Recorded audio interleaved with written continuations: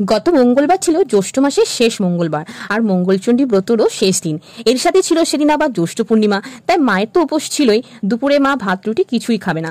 প্রতি মঙ্গলবারই মা আম দই চিড়ে খায়, আর আম চিড়ে আমারও খুব ভালো লাগে। তাই মাকে বললাম আমিও আজ তোমার সাথে আম দই চিড়ে খাবো। তাই এখন বসে গেছি সুন্দর করে আম চিড়ে মাখাতে। তো প্রথমে চিড়েগুলোকে ভালো করে ধুয়ে একটা বাটিতে নিয়ে নিয়েছি। এরপর এর মধ্যে দিয়ে দেবো টক দই। অনেকে মিষ্টি দইও ইউজ করে, কিন্তু আমার কাছে এটাই ছিল।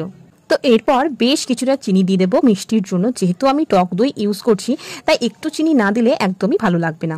এরপর দিয়ে দেবো আমের পিউরি, যেটা আমি আগেই মিক্সারে বানিয়ে রেখেছিলাম। দেন আরেকটু ভালো স্বাদের জন্য আমি এখানে গুঁড়ো দুধ ইউজ করছি।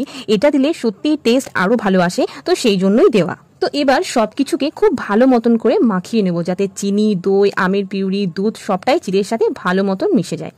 তো আমার এখানে মেশানো একদমই কমপ্লিট, দেখতেই পাচ্ছ আম চিড়েটা বেশ ভালো মতোই মাখা হয়েছে।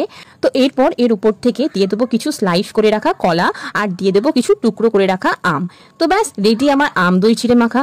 দেখেই অসাধারণ লাগছে। আর এর সাথে আমি একটা সন্দেশও নিয়েছিলাম। তো চলো আর অপেক্ষা না করে এবার একটু টেস্ট করে দেখা যাক।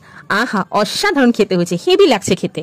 মাকেও আমি সেম এইরকম বানিয়ে দিয়েছিলাম, মায়েরও ভীষণ ভালো লেগেছে।